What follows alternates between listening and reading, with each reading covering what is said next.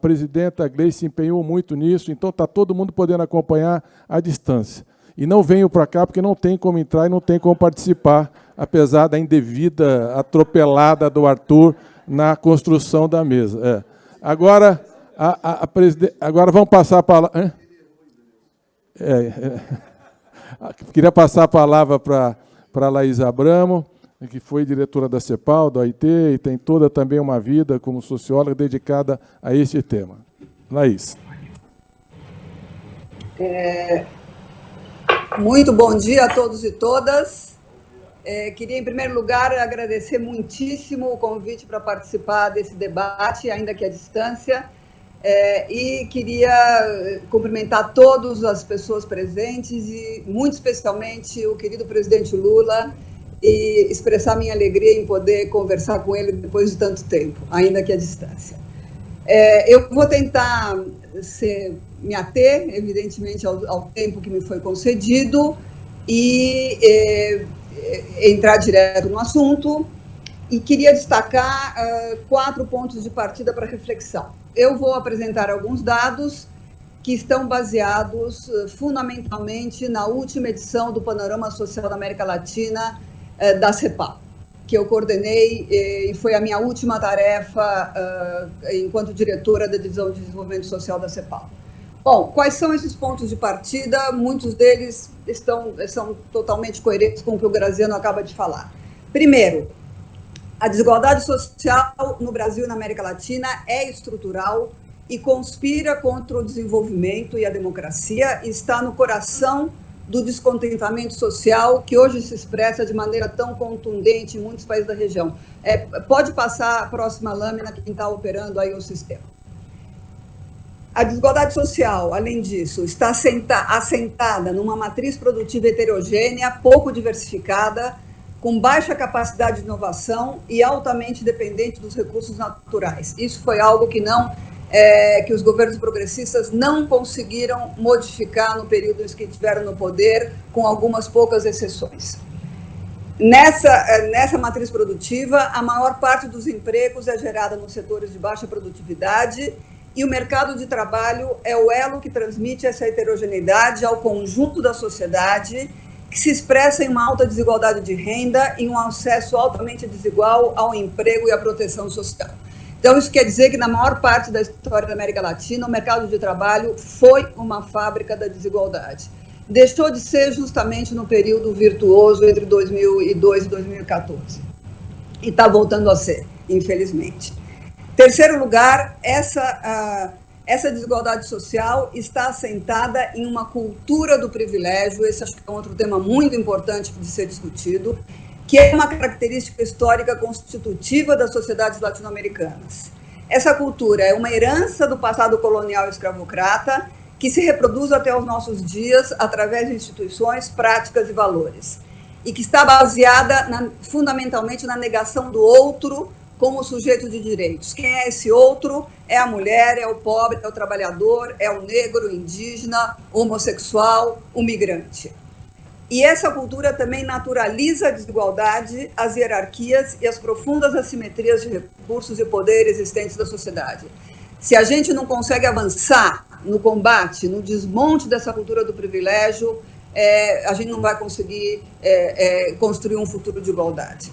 Em quarto lugar, é importante assinalar também que, para combater as desigualdades, é fundamental identificar os eixos que a estruturam e reproduzem.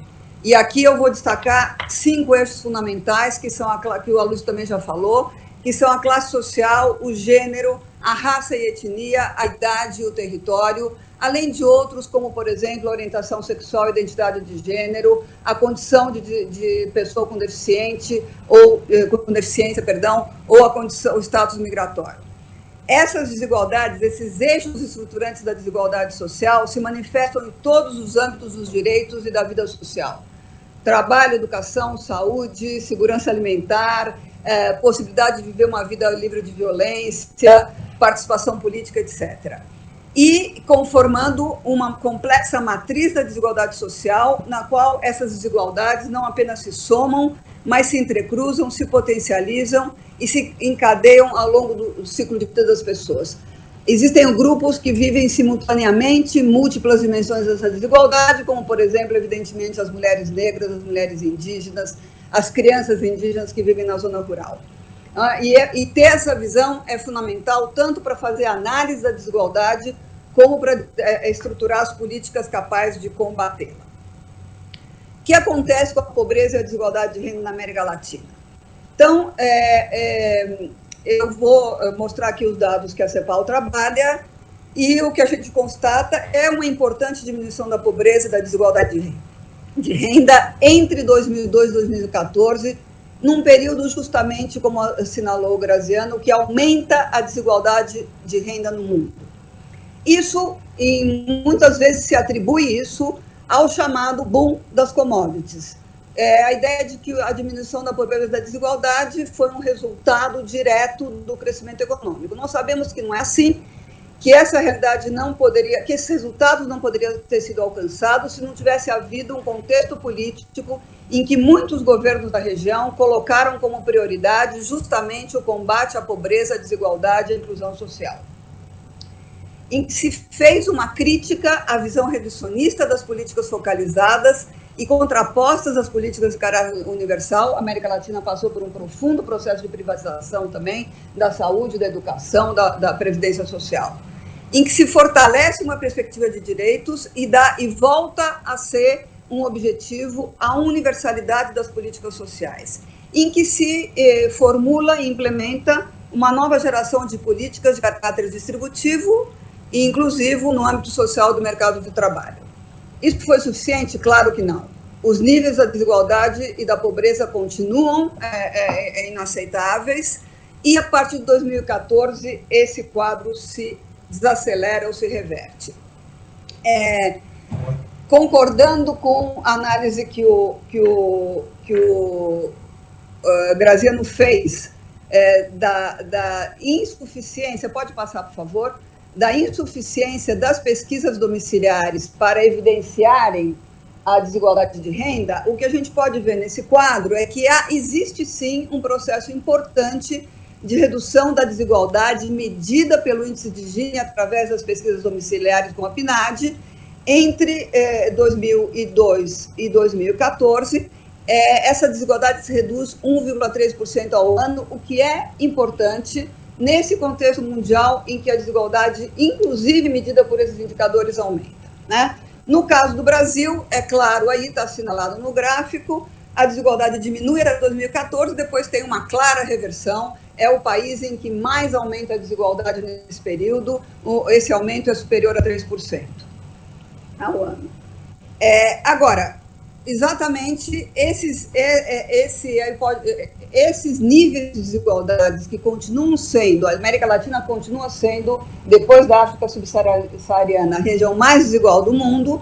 Se a gente corrige, pode passar, por favor, corrige esses dados pelos dados que vêm do imposto de renda, dos registros tributários, e a gente só tem isso também está baseado nos dados do laboratório do Piketty, a gente pode ver, porque esses dados tributários, né, ou fiscais, que permitem justamente captar melhor a renda de 1% mais rico, a gente pode ver que, no caso do Brasil, pela PNAD, o 1% mais rico detém 9,1% do total da riqueza existente no Brasil. Se a gente corrige isso pelo imposto de renda, onde a gente também sabe que existe subdeclaração da riqueza, mas mesmo assim isso se eleva a 27,5%. E entre todos esses países, vocês podem ver que o Brasil continua sendo, infelizmente, campeão da desigualdade. E se a gente corrige por isso, o índice de Gini total se eleva. O que acontece com a pobreza? Pode passar, por favor, eu só vou dar esse dado. Segundo a análise que a CEPAL faz da pobreza, que é diferente, os dados e a metodologia é diferente do Banco Mundial, existe um processo muito importante de redução da pobreza entre 2002 e 2014, e a partir desse momento existe a pobreza volta a aumentar na América Latina, e o que é mais grave, especialmente a extrema pobreza. Entre 2014 e 2018 existem 20 milhões a mais, 21 milhões a mais de pobres, na América Latina, dos quais 20 milhões são extremamente pobres, né? Ou seja, que vivem com uma renda per capita insuficiente para adquirir a cesta básica alimentar, né? E, infelizmente, esse resultado, porque na maioria dos países a pobreza continua diminuindo, embora um ritmo menor, esse resultado está explicado basicamente pelo que acontece no Brasil, na Venezuela e, a partir de 2017, também na Argentina. Então, a tarefa de redução da pobreza, de retomar a trilha da redução da pobreza, é uma tarefa urgente e ineludível. Agora, eu queria usar o resto do tempo que eu tenho, que eu não sei qual é, o Aloysio vai me cortar na hora que vai me dar o cartão amarelo e o cartão vermelho na hora que ele achar que deve. Eu queria aproveitar para mostrar também aqui, na discussão da desigualdade e da pobreza, um outro tema que também está no último panorama social da América Latina, que é uma análise do que acontece com as pessoas que saem da situação da pobreza e uma análise da discussão sobre a classe média ou as classes médias. Pode passar, por favor? Então, a primeira ideia é a seguinte: a constatação de que superar a pobreza não garante o acesso ao bem-estar. Quer dizer, o que a gente almeja não é que as pessoas vivam com R$1 a mais do que a linha de pobreza, seja ela qual for definida em cada país com $1 a mais. O que a gente almeja é uma sociedade de direitos e de bem-estar para todos e todas, né? Então, a análise que nós fazemos aí é que, de uma forma apressada, esse processo de redução da pobreza que ocorreu na América Latina nesse período foi associado à transformação das sociedades latino-americanas em sociedades de classe média.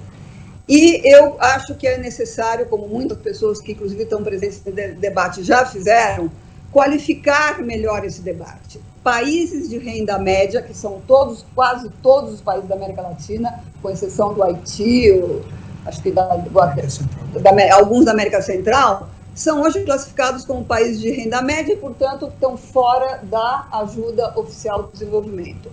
Mas países de classe média não equivalem necessariamente à sociedade de classe média, porque esse indicador é um indicador do PIB per capita, que a gente sabe que não é um índice que esconde justamente a desigualdade social e as diferenças.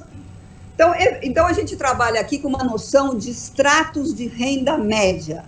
A discussão de classe é muito mais complexa, envolve inserção no mercado de trabalho, educação, identidades, valores. A gente está discutindo por estrato de renda e, efetivamente, na América Latina, como resultado associado à redução da pobreza, os estratos de renda média, que a gente define na CEPAL, aquelas pessoas ou famílias que têm uma renda per capita entre 1,8 e 10 linhas de pobreza, aumentou, passando de 27% a 41% do total da população. É um aumento bastante significativo. Mas isso não significa acesso aos direitos, acesso ao bem-estar, e uma porcentagem muito grande desses estratos de renda média continuam altamente vulneráveis à pobreza e passíveis de envolver essa situação no caso justamente do desemprego, da precarização do trabalho, de uma catástrofe como uma inundação,